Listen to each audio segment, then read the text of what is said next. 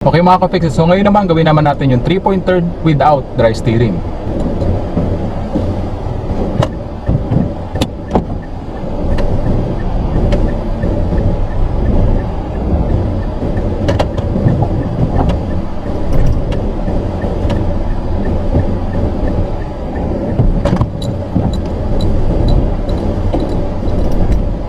Okay, so without dry steering, kung mapapansin mo, imbis na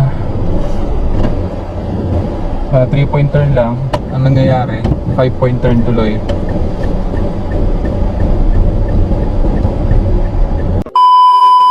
Okay mga ka-fixed, so iti-demo ko sa iyo ngayon yung free dry steering na sinasabi ko. So basically ito yung paggamit ng dry steer na hindi natin tinatapakan yung ating foot brake at hindi rin tayo nag-a-apply ng ating handbrake para makapag-adjust ng tama yung ating sasakyan base dun sa maneuver na ginagawa natin. So gagawa ako dito ng 3-point turn sa kalsada na ito, then gagawin natin yung free dry steering. Okay?